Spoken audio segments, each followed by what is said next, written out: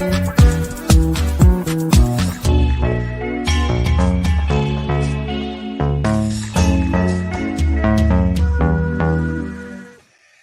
welcome, everybody. It is me. It is the Cyber Warrior. This is CyberWarriorStudios, and I know what you're all here for. You are all here for another amazing episode of Security Happy Hour, and I promise we're going to get right into it. I only got one thing to say. I hope you brought your drinks. I hope you're getting ready for the holiday season, and I'll catch you all here in just a quick second.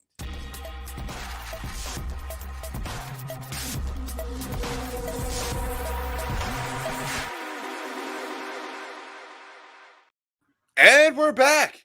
And yes, it is Security Happy Hour. I am the Cyber Warrior. And as you will notice, I am missing my partner in crime. Liana has decided that she no longer can be a co-host for this. It was amicable. We talked about it, which is fine. Hey, guess what? The show must go on, and I'm here for y'all. And as always, I'm going to continue bringing you great people, great stories, and try to get new people into the field because that's what we do here. Now, saying that, I have with me my guest, Griffin Infosec. And if you check down below in the description, you will see his Twitter handle and LinkedIn so you can connect with him. But, Griffin, how's it going today, brother? It's going great, man. Fucking Friday. Hell yeah. Damn straight it's Friday. And look, I got one more week of work left till I'm off the week after. So me too. Hell yeah. It's fucking great. But look, man, it's crazy because we're both veterans. And it's funny because before you had reached out to me and said, hey, you ever need a guest? I'm game. Let's do it. And me and you both being vets, I was kind of like, yeah, sure, man. Like if something happens and I need you, let's do it. And it just so happens I was supposed to have a guest who's still enlisted, and the Army had decided to get stupid and be like, no social media, even if you're not going to mention the Army. And in order to go on, they needed an entire script to approve his appearance. And he was like, you don't work that way. No shit, homie. I don't do scripts. Fucking let's go. Yep. So it was at that point I was like, hey, man, let's do this. But it's great to have you on here. Now, we got Ness Hacks. Oh, she's finally back. I'm glad to see her in chat as always. Carrie, thank you for being here. And I think, James is here in chat as well. So thank you, everybody, for joining us today. And if you're listening on podcast, please make sure you check out the YouTube because that's where all the fun is. Now, you've been in security for quite some time. Am I wrong? You're not wrong. It's been at least 10 years. So it's been a minute. Yeah. It has. And I think me and you kind of came roughly the same, right? Started in IT and then got into cyber. Yeah, exactly. So give me a little bit of that story. What kind of got you into IT and then into cybersecurity? Yeah, so let's see. Long story short, I've always been into computers, building computers, stuff like that, the basics. And I thought they were cool, but didn't really get into it. Out of high school, I thought racing cars and building race cars was going to be more fun. So I started doing that. And then, of course, 9/11 happened and the war in Iraq. So I joined. And 7 years later, I finally was getting out, decided, okay, time to change career fields again. And that's when I decided to make the change to IT and make it a career. So, chose to go back to school and, started out, picked networking and system administration. And so went through school, finally got picked up, did odd jobs, same thing I tell everybody else to do while you're going to school, try and pick up jobs, even if it's temporary, even if it's volunteer work, do whatever you can. And that's exactly what I did. I'd go move computers in an office building late at night because that's what people wanted to do for some reason. Build computers, whatever. And then, finally, you interview a bunch of times and finally, somebody gave me a chance. And funny thing is that it was actually for a knock analyst. And so I came in, went through orientation, and all of a sudden they're like, no, hey, the manager decided to pull me aside. He's like, hey, I need you on the system administrators team, not the knock team, the network operations center team. So it really threw me for a loop. I was like, oh, I'm going to be a network engineer, cool, and totally threw me off my game. And so yeah, so that was the start. Got into system administration, and that's where things really changed for me. Um,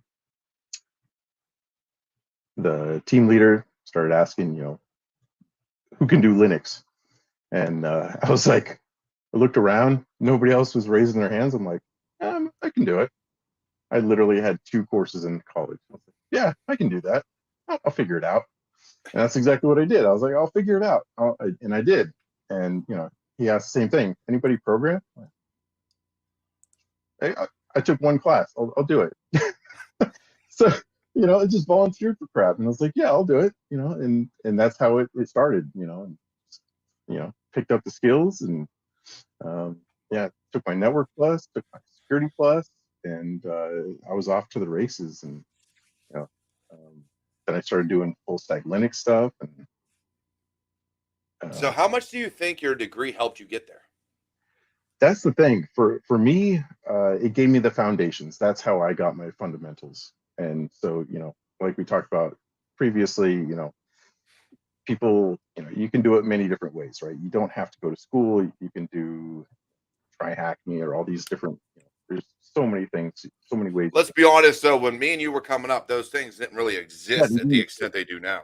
exactly, exactly. That was a big difference. The internet and the things that exist now did not exist back then, and that was a big difference. So yeah, that's where school made sense to me back then. I didn't know any other option. But yeah, That's crazy because like I kind of came up the same way, right? In that I went through. You figure I graduated high school in '04, and so I left for the Air Force right after I graduated. Like 3 days after I walked across the stage, I was in basic training. And so when I went through tech school, I learned all the computer stuff, right? I hmm learned networking and system administration. Basically, when I got done, I could have came out of there if they did certifications at the time with a yep, CCNA and several Microsoft certs, like out the gate.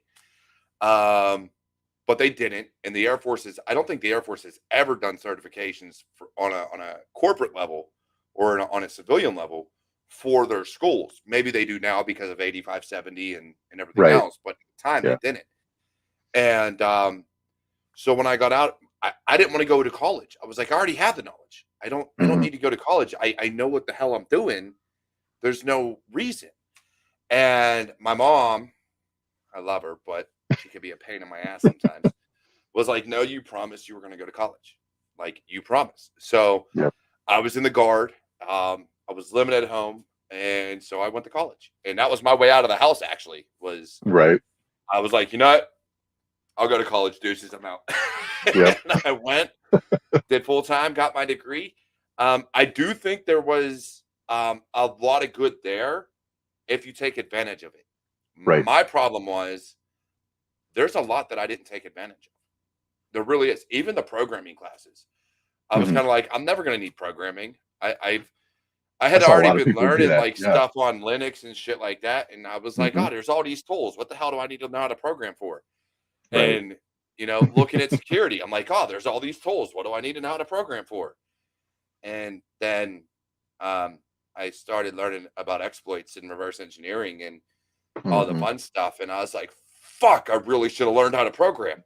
that would be cool to know now. Yeah, So like I've practiced and I've worked at it, but it's one of those things like I really should have paid attention and yep, not had my roommate do my homework. yep, In yep, college, I was when it came to programming, I was bad. I was like, you know what, homie, you know what you're doing. Just gotta do my work for me. He was like, all right, yeah, cool, I love this shit. All right, you do it. yep, but it is there's so much you can get out of it. Again, I don't knock degrees necessarily as bad things. Like to your right, point, they're foundational. You can get a hmm lot of stuff out of it if you choose to apply yourself and actually learn. right, While at the same time, my biggest gripe about degrees is that they're required for some jobs, for one, when they hmm shouldn't be required. yep, If you have lab experience, like you've been working at home, you can explain where you're getting this knowledge from. yeah, Or, and the other gripe is the cost. The cost is just too much for anyone coming out of high school to afford, unless your family has been made of money for years. There's no way to afford college. Yeah, or you're gonna be paying forever. Yeah. Yeah. So those are my two biggest issues. And the military is not for everybody. So it's not like I can't say, hey, enter the military, because honestly, the people that were just there for school or people I was like, are you really gonna watch my back? Like, Right. can I count on you to like put your life on the line for me if shit goes sideways? You're Yeah. only here for school. You're not here for other reasons. So good people, but kind of like, are you here for that? Yeah. So I get it. And it's one of those things. Now, what do we got from John Good? I won't need to be able to write or present to people. I'm going in. Oh yeah. John, you are so right. I won't need to be able to write or present to people. I'm going into cybersecurity. Oh Until God. until you get to my level. Now I do way too much writing and presenting.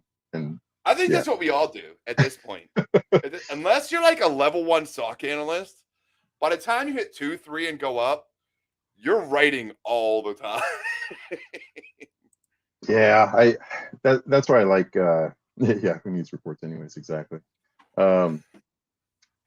Yeah, that's where one of my stipulations, and I'm happy about where I am now, is I'm doing architecting, but I'm still doing engineering as well. You know, I knew over the last 5+ years I wanted to be hands-on. Even as I move up, I saw, thankfully, I got to see other people that were senior engineers and architects, and how they were still hands-on and still doing stuff. And I said, that's what I want. I don't ever, at this point, don't ever want to get to the point where all I do is go to meetings, all I do is write, documentation. That's definitely not my thing. So, And I've gone back and forth on that. I think some of yeah. us all do. I think at a certain point, you kind of look at it and go, am I finally spent? Like, am I burnout? Like, I still love security. I Hmm. still love like helping people and advising them, but am I just spent hands on trying to bang away at a keyboard all day? Like, I think there are people that legitimately get there, and Yeah. and I can feel that, and I understand that, because even from my standpoint, I look at it, and me and my boss have talks all the time. Like, hey, do you want to go into a supervisor like management role, or do you want to stay hands on? Like, what do you Yeah. want to do? And I'm like, I want to be a VCISO or a CISO. Like, I don't want to do hands-on Yeah. shit anymore. I want to be at the top talking to the executives. Like, that's Yeah. where I want to be. I just don't want to manage people. I played Yeah, that game. that's the funny thing. Yeah, I say that all the time. Like, yeah, I don't mind being tech lead, something like that, but I still don't want to be a manager. I don't want to have to No, and I think I people. like the mentorship aspect of like lead Exactly. positions. Yeah. And then being able to like advise your underlings, so to speak, of like, hey, you should do this, this, and this. Yeah. I think that works even better on like a red team side of things, Hmm. because that's when you're there and it's like giving ideas, right? It's like, Yeah. hey, um, holy crap. All right. So I will have to explain that. Mary just hit me up on Twitter, Mary Cuba. I don't know if she's in chat today. I haven't seen her, but she was asking about my Walk With Me hoodie. So I got to look up the runes again and look up the bind rune, because there's quite a few meanings on my Walk With Me hoodie. It's like travel, shielding, strength. Yep. It's a bind rune, so there's actually quite a bit to it. But anyways, I digress. I just happened to see that message come across. Yes, if you want to walk with me hoodie, they are available on CyberWarriorStudios.com. Go to my store. You can check it all out there, as well as all the other ways to support me. All right, now that's out of the way. I'm getting Cyber Warrior a broken printer for Christmas. Fuck you, Kev Tech. I love you, but fuck you. All right. No, what you do is you keep it in the garage like I do, so that way when something happens, you can go out there and just smash it. I got a broken LCD TV in my garage, or LED, Okay. LCD, one of the two. One of those. Um, Yeah. because my son, years ago, I was driving Uber, and my wife, I don't know, my son had one of those plastic toy hammers. He was only like 3 at the time, I Okay. think, maybe 2 or Yep. 3. I wasn't home, and he went up and he hit my TV. And my Wow. wife thought I was going to get mad, and I was just kind of like, it's a TV. I'll replace it. Like Yeah. eventually. Does it still work? All right, cool. And we did. We lived with that TV for quite a few months. I think I got a credit card. That's what I did. I got approved for a $5,000 credit card, and I went out there and bought a New brand new TV. fucking TV, and it was nicer than the one I had. Yeah. I'm just saying. So I just, yeah. But yeah, I mean, as far as I don't even fuck, I lost train of thought. I check Where a were we? message, look at shit. Fuck, I lost my train of thought. Damn. Rebecca is in chat. Anthron's in chat. So many people that I love. Thank you all for being here today. I am going to go throw that out there. But yeah, cybersecurity is one of those fields. You write reports, you don't. From a lead perspective, red teamers need a team because nobody knows everything, right? Right. Blue, red doesn't matter. But from a red team perspective, when you're trying to break into a box, whether you're doing it as a pen tester or red teamer, so whether you're trying to be quiet or loud, doesn't matter. It still takes bouncing ideas off of people. Yeah. It is very difficult to be under a time crunch and not have infinite amount of time. And when you're looking at things like hack the box, try hack me, you have as long as you need. But when you're working for a client, you have a week, maybe two for the testing, and then Right. another week, maybe two for the report. Right. And so you have to like fly low hanging fruit and like actually find and pivot. And without a team, it makes it very difficult to find your path to where you need to go and look at what to exploit. So that's why I think from like a lead perspective, I'm good at like, oh yeah, you might want to look at this or look at that. Or even having someone over me. Because I'll be honest, like I don't pen test as often as I'd like. So there's a lot of times I go in and go, hey, I'm seeing this. Does anybody know what the fuck I should be looking for from here? Like, Right. Yeah. I'm fucking shooting in the dark here. And we bounce ideas off of each other, but it's not the same as someone who like does it on a regular basis where you have a Oh yeah. whole dedicated team. Yeah. Yeah, that definitely makes a difference. And but even on the blue team side, I like having somebody more senior than me, and same thing, being able to bounce ideas off of somebody else, and then same thing below. I love getting new people that have new ideas. You can it's crazy the stuff that somebody new can come up with, that you get so focused on something, and somebody new can just bring a whole new perspective to something, And I think that works great for things like change. correlation rules. Yeah. Like look at your alarms, like and things like that in your SIM infrastructure.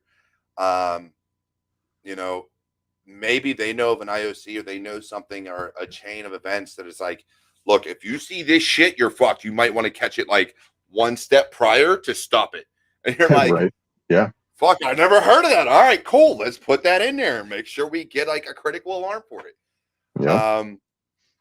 Let's put in smart actions. Let's automate shutting that system down before it gets to that point. Exactly. Things like that. And teams are so critical. Without that team feeling, you're missing out on a lot. And I think so many people come up and they do these hack the boxes and the try hack me's and the offensive security shit and everything else where it's like, oh, try harder. Oh, this, oh, that. And there's always excuses. And it's never, hey, did you think of looking at this? And so, like, I'll be honest, when I went through my SAN certifications in the Army, yes, I went to the Army also. Everybody should know that. Air Force, Army, I did them both. So when I got my SAN certs in the Army, I got all 4 coins from the SANS challenges we were doing. Nice. But me and a buddy that were on separate teams is how I did it. Okay. And it's because his team didn't help him. My team helped me, but at the same time, we helped each other. So, like, if he asked me a question of like, hey, did you look at this port? Or did you look at this service? Or did you run this tool? And it was never, I'm going to give you the answer. It's, I'm going to point you in the right direction. Yeah. You either know how to use it or you don't. And that's how I've always succeeded in this field, is by balancing ideas and being like, I'm missing something. I'm running the right tool. I'm either missing an option, or if I'm like enumerating a system and should be looking for like privilege escalation, I'm missing something in that output. My eye just isn't seeing. Yep. And so someone will be like, hey, did you look at unquoted service paths? Fuck, I missed that one. Let me go back and check it again. And then you find it. Yep. And so there's so many times where we rely on ourselves when we should really be reaching out to others. And that is where I think we need to give more precedence and more ability to things like Discord and Mhm. your own team. We got Patrick Hollywood. How many people make up a team? Honestly, I'd say at least 3. It depends. Yeah. At least 3 would be a solid team with the right experience levels. If you have a senior, a mid, and a junior, that usually works out great. That's a good. Now, Yeah. now if you've got 2 juniors working together or 3 juniors, that could get a little sketchy. Yeah. Yeah. You're But not going to get as far with that. Yeah. as long as you have like a senior or lead, and then either a mid or junior, sometimes one of each, then you're usually pretty solid. I'd say at least 3 works great. Discord does have great resources, and I think that's awesome. Unfortunately, sometimes I think depending on which servers you're in, they're so busy that your questions get missed. And Yeah. so, Yeah. I'm guilty of that. I've probably got a dozen Discord servers online, and yeah, you can't keep up. I've got KevTex. I'm in KevTex Discord server. He yells at me half the time for not posting the link to this video, which, by the way, KevTex, real quick, jump on your server and share this video right now. Did you look for non-red output? Angie, I did not actually. You're not wrong about that. Sometimes it does take talking to a blue teamer to figure out what to do as a red team. Yep. You're not wrong. GRC same Yeah. way. Work with your team. So yeah, I'm a member of a million Discord servers. Like, I could probably send you a list, Griffin. It'd be fucking crazy. Nice. Yeah. I'm And sure then we're like on a lot of the same ones. Yeah. I'll play mobile games and just spawn random Discord servers. They'll be like, "Hey, we need a Discord server." I got you. Fucking hold Sure. on. Yeah. So like, I have like 2 or 3 game servers on mine that are just from clans or alliances that I was in. Nice. 1 or 2 of Yeah. them, I don't even play those games anymore. I'm just the owner of the server, so I still have it. Oh, that's funny. Yeah. Yeah. And yeah, that's another good point is blue to red, red to blue. I'm primarily blue, but I have the G pen. I have, a lot of these other certs because I believe that is fun. That is a fundamental is know your enemy. What is the other side doing? When I was in the stock, one of the things you do is you get these alarms, you see these attacks going on, and not only do you need to figure out what's going on, but you need to figure out how do you take that, turn it into alert or turn it into a block rule, and how do you test that, right? Yeah. You may create the rule from what you saw, but how do you test that? If you can do it from a red team perspective, you can verify that your rule works still. And and I took that and I do the same thing with cloud security. When I moved into cloud security, same thing. You build your defenses, and then you turn around and you attack them. Right? Whether you're building, the vulnerable machines, or now there's so many cool tools out there. There's Cloud Goat. You can build a whole purposely vulnerable environment in the cloud, and then attack it. Not only can you test your blue team skills in defending it, you can test your red team skills in attacking it. You can also turn on all the cool bells and whistles and see what's actually detected. If you're in AWS, you turn on guard duty and security hub and all these cool things that they have, right? And you see what actually gets detected. There's tools like PACU, Weird Owl. You take those tools in not only do they have PACU has the ability to create the environment, and then you can sit there and attack it, and you can see if it actually gets detected. And that was one of the first things I did when guard duty first came out, was to see if it could detect privilege escalation, and it didn't. But those are the kind of things to look for and ways Yeah, to play. You know. definitely. And a lot of great things going on in chat. Hey, people in chat, look, I love you. Thank you for keeping this going. I do have live chat replay going, so people who watch this later will be able to follow along. John, you make a valid point here. Learning both sides also makes it more fun overall, especially if you hit a wall and feel like you aren't making progress. Very true.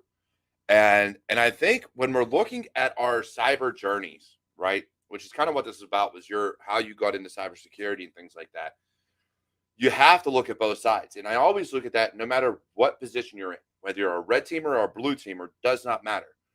Because as a blue teamer, you need to know the IOCs. You need to know how to break into things. That way, you know what logs to be looking for, so that you know what to correlate and how to catch all this information. Yep. And if you're using things like silence and don't turn on PowerShell script blocking, guess what? Your silence is no good. I'm sorry. At that point, it's no fucking good, because if you don't block scripts, any red teamer is going to come in and pwn your machine. Just saying.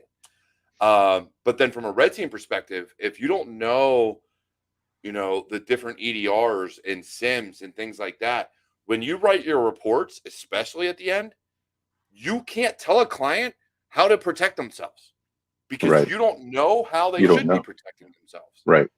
Yep. And so your reports are no good. And block IT admin from doing their jobs. No, Angie, there's always an exception. There are user accounts to get put into that. I know how that shit works. There's policies and there are user accounts and computers assigned to different things. It does not block IT admin. It just takes a good admin person on silence to know what the fuck they're doing. But I see a lot of it. And so when you see both sides of the fence, this is why purple team comes into play. Yep. And understand both sides. I think companies get a lot more out of it. And I think you as an individual coming up in the field in cybersecurity get so much more out of it. Yeah, exactly.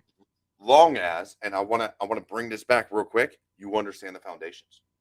Yep. If you don't understand the foundations of cyber or IT and you're just jumping into it, yeah, stuff's going to go over your head, stuff you're going to miss. And I'm not saying you have to go to college. I'm not saying you have to get certifications. No. But get with KevTech, learn how to set up labs and domains and support systems, and then look at other YouTube channels. I may or may not have a few videos out on Security Onion that'll teach you how to set up blue team stuff. There's Hack the Box stuff out there. There's Detection Lab, which is another one. There's an offensive security lab too. I can't remember what it's called, but it sets up a whole OffSec lab for you with detection. Oh, yeah. There's so many different ways to do things that you don't have to go to school. It's right. It's great if you can afford it. It gives you that foundational knowledge, but you don't have to. You can save your money and do it on your own if you want to put in the work. There are some good options though now with all the virtual, online schools that have come up. That's where I finished my bachelor's degree, was online, and it saved ton of money. And I was actually, if you're lucky enough to work at a company that does any sort of reimbursement, you might get lucky and they'll actually reimburse you for that. And if you go to one of these schools that are online only, it's affordable, and you might get it reimbursed. So those are definitely things to ask about and look for. Yeah, certification payouts. So, yeah, I will say this: if you are working for a company that says training is priority, have them front the cash for SANS. right. Because they're extremely expensive, but it's worth it because of their instructors. Their instructors have to be working in the field. I know they're expensive. They're not meant for an individual person to save up $8,000 and pay for. Right. They're meant for a company or some other type of funding to pay for it. But it's worth it.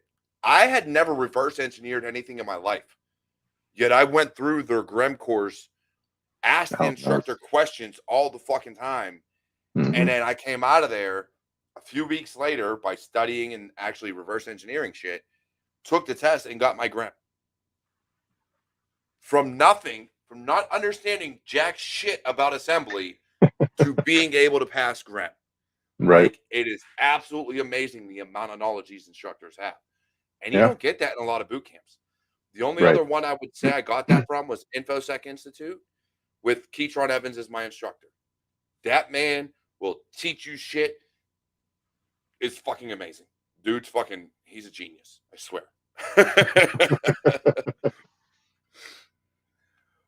But it does. Everybody has a different way in. But if you're Right. with a company, I will say this. If you're trying to get into cyber and you have no experience and you don't really have the education yet and or knowledge, start in IT.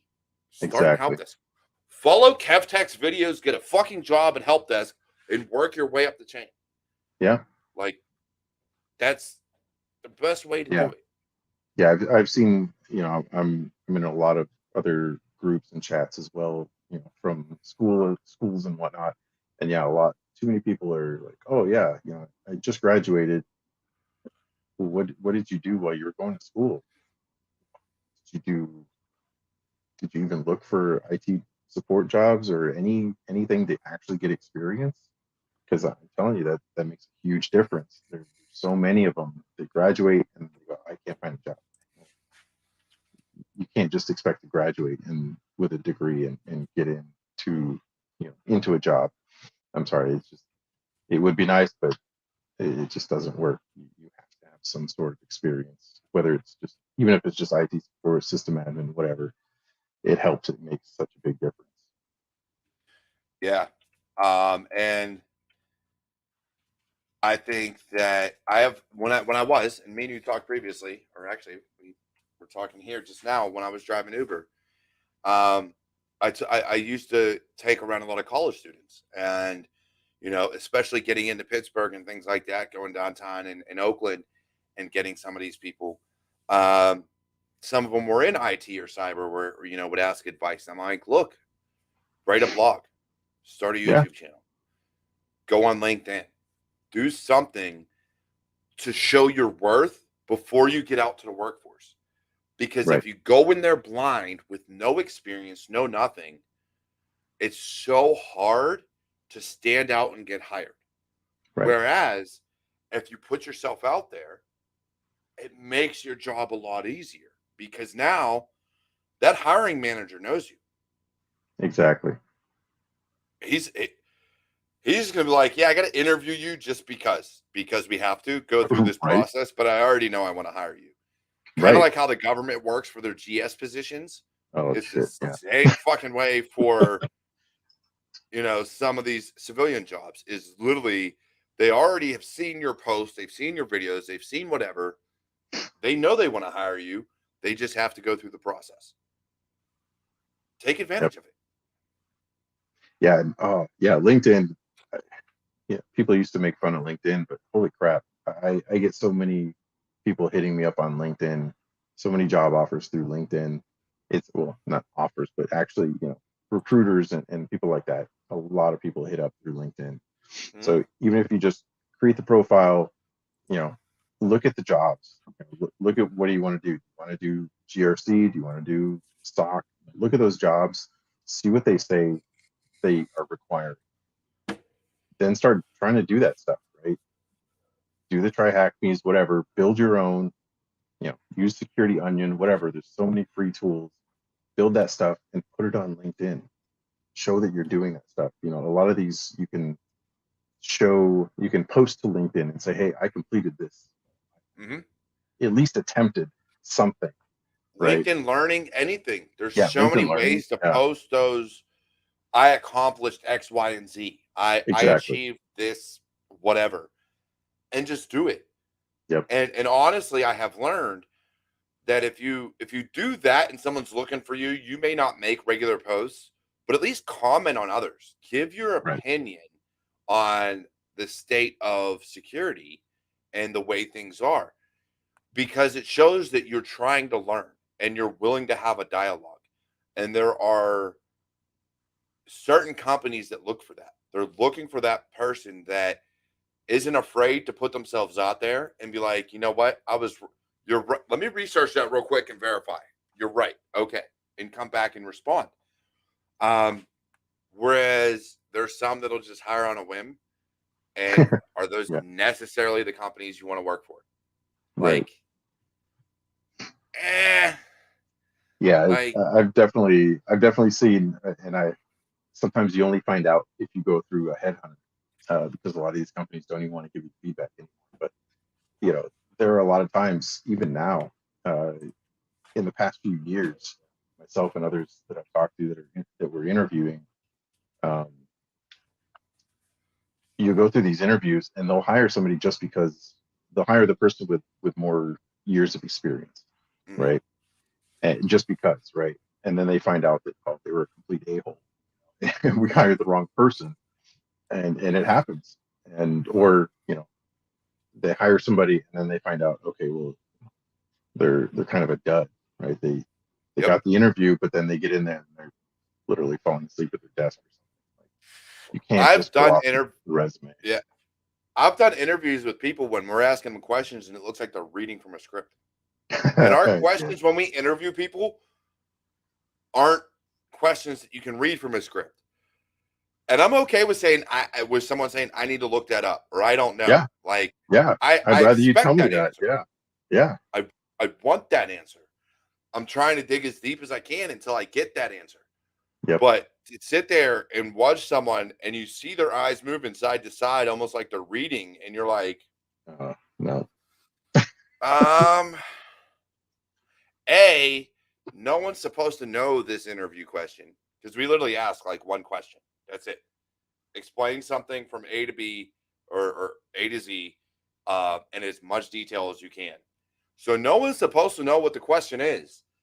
Yet Mm-hmm. when you interview people and you see them like reading how certain things work, and you're like, we need to ask some questions to like get to a point where we know it's not on the screen. Like we Yep. know it's not there. Yeah.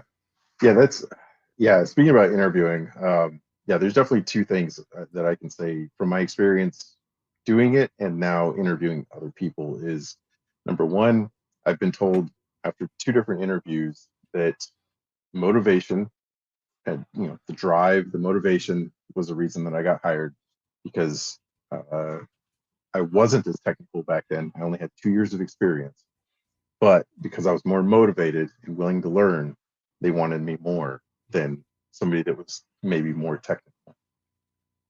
The I got my first senior job off of that. Yeah, and then the next thing was communication, being able to talk. Same thing happened. Somebody had a great resume, they could not communicate, and it made it easier for me to get the job. Yeah. Those two I things are key. And I've had jobs lately or interviewed people lately, and they just don't have any drive. How am I going to hire you if you can't even show me drive in the interview?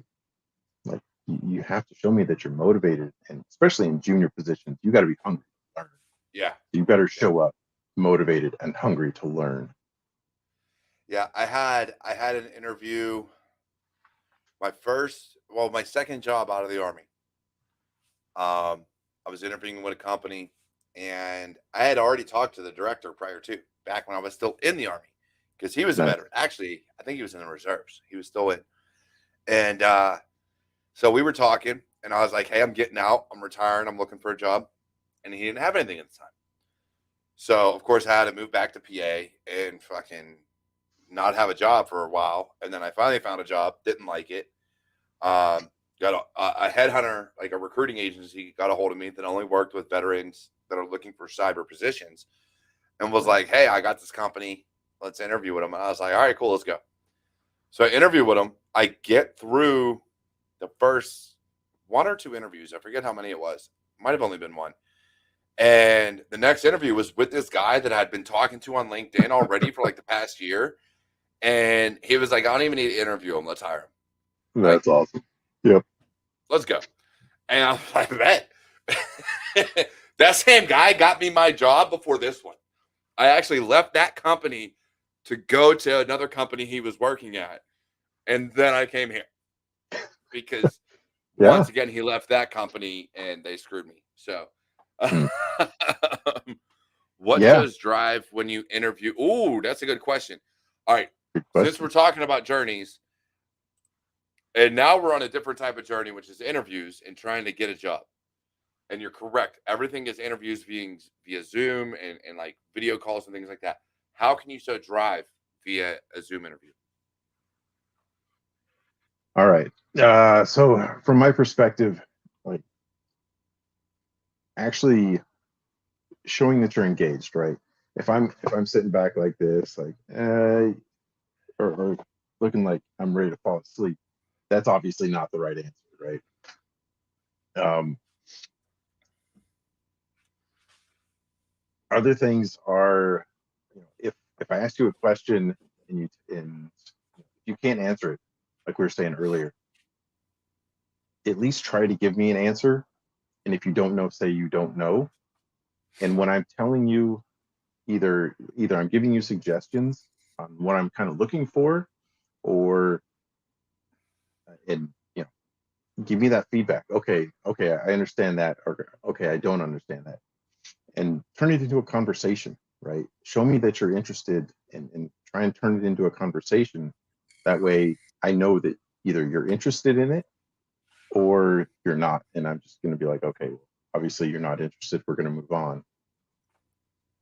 And if it gets to the point where you tell me you don't understand, I'll explain it to you. I'll help you understand, but show me that you're engaged, ask questions. Just be as energetic and motivated as you can be. It's hard for me to, I guess it's hard for me to describe, because in the Army it's like you're motivated or you're going to be doing push-ups all day. So You're not wrong. So let me give a little feedback on this one, because I do feel there's value to this question. yeah, For sure, Rebecca. And for me, it comes down to a lot of it is to Griffin's point of showing that motivation, right? Showing that, okay, I want to know the answer to this question. So if you don't know an answer, I'm like, hey, can you explain it to me? If not, I can look it up. I can look it up and email it to you. Just have that dialogue, have that conversation. Um, if you're not having a dialogue, if you're just basically giving short answers, then you have no drive. You're not trying to engage with me and actually have that conversation. Unless, of course, and I will point this out, if questions are short answer questions. Do you know what a processor is? Yes. And don't get me wrong, I'm pretty damn sure there's still interviewers out there that ask questions like that. But if you were asked an open-ended question or a process question of like, how do you get from A to D? And you give me the short answer of, oh, I do this, this, and this, and not a longer answer of like actual individual processes that take place in beneath some of the sub processes in there. That's when I kind of look at it and go, so you're just trying to get this over with, huh? Like you really don't. When we say give as much detail as you feel like, that means the more detail you go into, the more I know you're trying to figure this out or get more out of us. So yeah, if I don't get to a point where I feel like, okay, now you're digging in and you really want to know the process of how things work, then I'm just gonna kind of look at you and I'm gonna just start asking the dumbest questions that you should know. And if you tell me you don't, then that's when I'm just gonna move on. Like I will ask you the most basic questions. Not to be an asshole, but to make sure that you're actually trying to. I want you to understand the sub process. I want you to dig in deeper. And the right, more, give me A to D, and you give me A, B subsection 1, C, and D. I don't have. What do I have off of that? I've got, or sometimes it's all right. I turn it on and I go here. What'd you do in between, homie? Like, right. what happened? Yeah, But I if you can also only give have me an inch deep, that's not enough to yeah, tell me that you actually know what you're talking about. and not even just that, but it shows no motivation to learn Right, and that exactly. growth potential. And then the other one is Ness Hacks. I think the excitement of how you answer a question or how you speak about your experience can show your drive as well. And she's not wrong. Exactly. Um, it's very true. It's how you speak about things. Anybody that knows me who has watched this show or talked to me on interviews or talked to me personally on a phone call or whatever knows, I am usually very energetic and very motivated to like help and do whatever. If I get to a company and I feel no motivation, I don't expect them to hire me. Why would you hire me if I'm sitting there going, yeah, yeah, so do I this? don't know. Yeah, Eh, exactly. maybe. Well, Eh, we'll figure it out. Like, no one wants to work with you at that point. right. So yeah, I think your excitement and drive and motivation all shows through there. Kev Tech's right though. Interview questions are a hit and miss. Sometimes you get asked, "Tell me about yourself," or personality questions. I don't like the personality and or "tell me about yourself" questions at all. I really don't. The Um, tell me about yourself is, in my experience, it's usually like the first, like, okay, give me your 1 minute elevator pitch. mhm. That's usually all that is in my experience, in what I would ask. Um, After that, it's go time. I'm going to ask you, how are you going to do this? How would you defend this? How would you protect this? And I want you to give me, as you said, as you were just saying, I want you to give me as much detail as possible, not just a turn on a WAF. That's not. What are you going to program it to do? How are you going to block it? What Yeah, roles are going to be there? Like, which WAF? that's What cool, company are but you going with? yeah, if you just turn on a WAF with default rules, you're probably going to break your web application. So What? there's that. Lies. Never. Yeah. uh, but yeah, I mean, he's not wrong. I hate those. Let's see. Oh, Zoltan's here. I don't know how to pronounce that name, but he's always following me on Twitter. I love this guy. Um, Personality questions are important to find out if you are fit, if you fit the team. Yes and no. Yeah, they have to be done right. Yeah. That Um, that is tough. it's hard to say because I think even if you get along with most people, and so you come off as someone who could like, oh yeah, they'd fit this team great. Then you get in there and you realize whether one reason or another, you're just like, fuck, I don't like these people. Shit happens, Yeah, homie. Sometimes you're yeah, just like, ah, I don't want to be here. yeah. That's But tough. That's usually a manager thing, though. That's hard for somebody that's more technical and analytical to really judge that. and a lot of us are introverts, let's be honest. I'm Yeah, probably exactly. one of the few that's not. Like out of probably I don't know how many people are in IT and cyber, I'm in that minority that is like I can be introverted. Like if you take me out to like a bar or something where I don't know people, then yes. But if I'm at home or doing this or having people at my house, then no, I will talk to fuck everybody. I don't care who you are. Yeah, I But at a definitely. bar, Yeah, Amthron knows because I worked with that motherfucker. I would talk to the people I worked with and nobody else. yeah, yeah. We're not going to I get into agree how I with met that. my wife, though. That's all we're going to say. I agree with that. I'm kind of the same way. Yeah. Kev's heck, I'm not saying it. I'm already drinking. I don't need to say it to drink. So, hush. Walk With Me podcast is out right now. We've released 19 episodes. Oh, wait, I did say it. Never mind. Hashtag extroverted introvert. You know, my son says the same shit, my oldest. Yeah. Um, but yeah, so I got to ask though, because we kind of got off topic a little bit, quite a lot Yep. of it. Um, how long did it take you to go from IT to cybersecurity? That's the crazy part. It only took me 2 years. So actually less than 2 years. I got into that system administrator position. I actually picked up a second side sysadmin, full stack Linux admin type position. And within 2 years, I think it was a year and a half, interviewed with a SOC, and they actually offered me the job. But actually, this is another weird thing is I actually had to turn that down, and that's a really hard decision for most people. And you have to do what's best for you and your family. That's another important thing. But I actually turned that down, and then within another 6 months, applied at another place. Actually, I think they called me, and went in, interviewed, and yeah, within 2 years, I went from sysadmin to SOC analyst and incident response. We actually did both.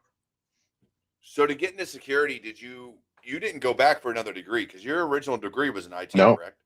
yeah, yeah, exactly. So my degree was in IT, network and system administration.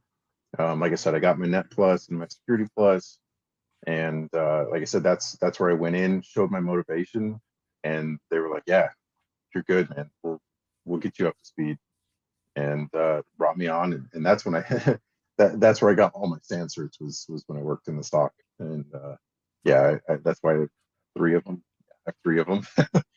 Which It was three? because they got them. So I started with the Enterprise Defender, then I Mm-hmm. did Incident Handler, and then I did Mm-hmm. GPEN.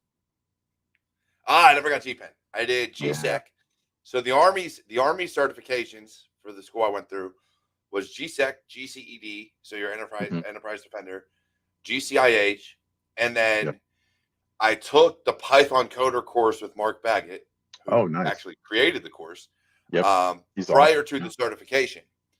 And Oh, then okay. a few months after, when they were coming out with the beta certification, we all got emails and they were like, "Hey, do you want to take the beta cert?" And I was like, "Yeah, sure, let's go for it." And they're like, "All right." So I took it for free, and Nice. I ended up passing it. Nice. And so, fuck yeah, I got a certification I didn't count on.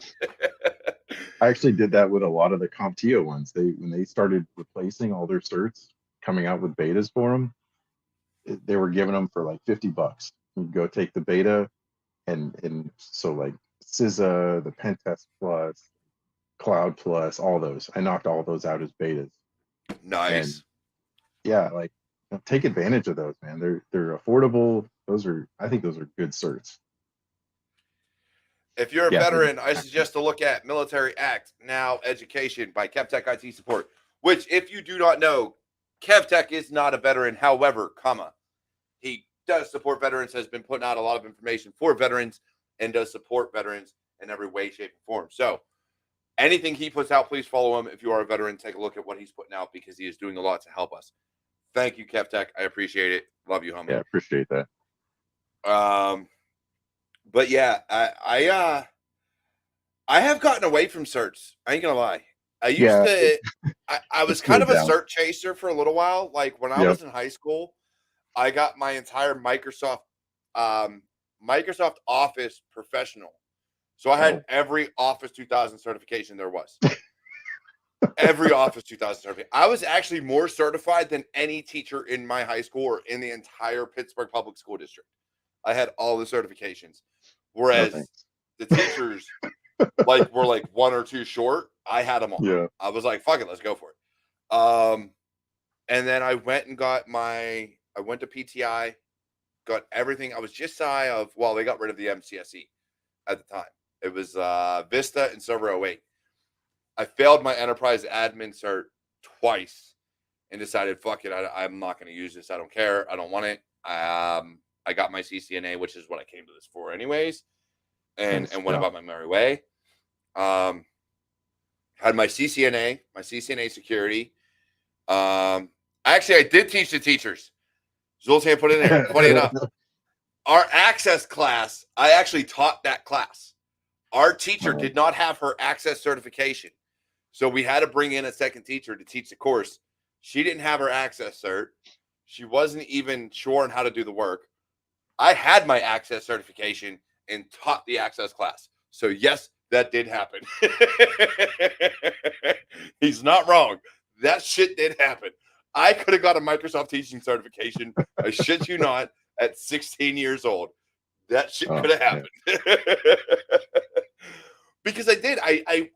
I loved computers so much that I learned the operating systems. I learned the Mhm. programs. And at the time, I was all about Microsoft at that time. Yeah. I knew nothing about Linux. I knew nothing about Mac. My uncle had Apple Mac 2 or whatever it was called, like the older Yeah. Mac, The old, yeah, giant Macintosh, thing. Yeah. whatever. Yeah, that was before it was Mac. It was actually Macintosh. Hmm. And, you know, So I played with that a little bit, but it was very much I knew Windows in and Hmm. out. I grew up with DOS and grew up with Microsoft, so Yep. I did all that. And then yeah, it was just I kind of stuck with certifications and was like, all right, CCNA. When I was stationed at the Pentagon for Army Television, I got my CCNA security and renewed my CCNA and got my CEH and got my Nice. CPT through 2 different Infosec courses. And then I went and got I had an email from Cisco, or I found something where you can get a scholarship for their CCNA Cyber Ops program. Oh yeah, I And saw that. I Yeah, forget who they bought. They bought out, it was Snort or somebody. I know what Can't you're think of talking who it was. about. Yeah, Google. But basically they were teaching all their defense that they put into there. Now they were teaching that product, Okay. is what it came down to. And I passed my CCNA Cyber Ops. I had so all the associate certifications you could have, I had. And then I got all my SAN stuff because of the 25 Delta course I went through. And I ended up getting my CISP. And then of course, Nice. I got my OSCP. And I was just like, I'm done. I don't even want to pay for these. Like, I don't even want to renew Yeah, these. Like, I'm done. I've got enough experience that, like, honestly, if you're not going to hire me because I don't have a certification, you can get bent. Like, I've been doing this shit long enough. right. You can literally get bent. I don't care. Yeah, it's. I think that's becoming more rare now. That was a thing for a while, right? Where they were like, "Oh, you have to have these certs." I think that's actually turning around. And Don't get now me wrong. I'd love to get G Pen. I would love to go back to Sands and get GPen the is G awesome. Pen, the GX Pen, and Yeah, there eventually the GSE. Like, I yeah. wanted to go through I the I Sands wanted to do Institute those. Yeah. to get my GSE. Yep. But I don't make that kind of money.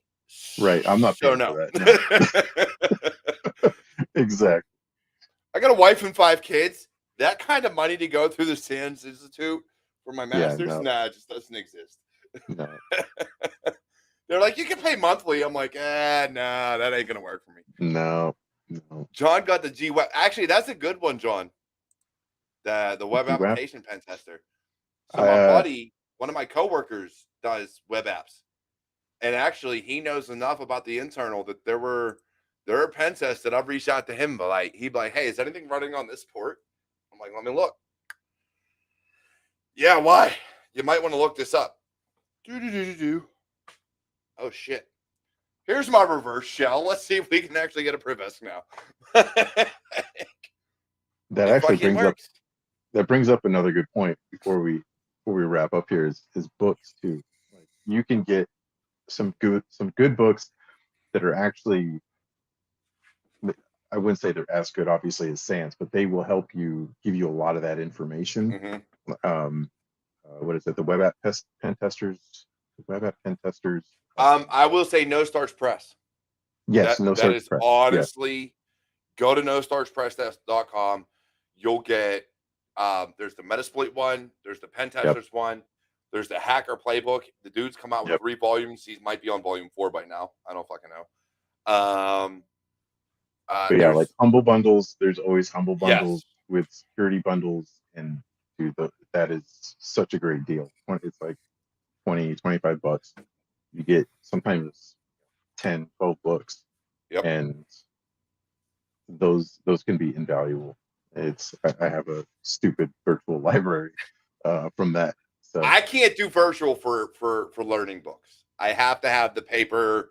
I have to be able to read and actually like look at what I'm doing. Like I can't do virtual for learning books. So all of my, with the exception of the Shell Coder's Handbook, which I do got yep. to start coming back through, that is the only one I have on ebook or Nook, or I forget what I bought it on. Yeah. All the rest are literally sitting on my bookshelves over there. See, I like it because you can get them on PDF, and you can just pull them up on a second screen, and then you can go back and forth, Control copy and F. paste. Yeah. Yeah, you can search through them. You can copy and paste out of them. Kind There of are like your good NCO resources. classes, right? Just Control F. That's how we got our way through NCO classes. I don't know what you're But talking about. I didn't need any of that. but anyways, look, before we go, because I do want to make this show about more about newcomers. Holy shit, if I could talk today. Go ahead, give some advice to people trying to break into the field or within their first year. Any advice you can. Trying to break in. So things we haven't already talked about. Let's see, what else is there? I'm going to recap because I think I might have missed something. But basically, go out there, look for what jobs you want, try and learn those skills, learn what you don't know. And that's a big gap. That's something I struggled with. Look at those jobs that you want to get, see what skills are in there, and go learn those skills, right? You don't know what you don't know until you go look that up and figure out what you don't know they want. But we'll leave off of that. That works, and you're not wrong. Look, for everybody in chat right now, I still got 12 people that says they're online. Look, hey, check it out. Please come back after the show and comment. All right, comment, like, subscribe, share this episode. It'll be on YouTube forever, or at least until YouTube decides that they don't want to exist anymore. Who knows when that'll be. Otherwise, look, you can check out all the ways you can support me or connect with Griffin down in the description below. I have merchandise. I have the Security Happy Hour t-shirt out there. I have hoodies. I have shit for the Walk With Me podcast, hoodies and t-shirts.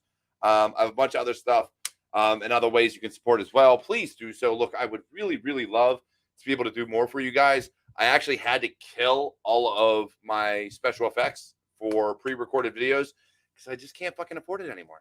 So if you guys can fucking support me, I'll start bringing in more. We'll do more, and I'll be able to keep this show online for a hell of a lot longer. And yes, I will drink for that, Daniel, because I don't give a fuck. I said Cheers. Podcast. Skull. Cheers to you all, homies. Skull. I love you all. Take care. Be safe. I will be back next week, December 23rd, with a brand new guest. And I guarantee you it's going to be an amazing episode because it's for the holidays. So, it's got to be amazing. Otherwise, I love you all. Stay safe, and I'll see you next week. Take care.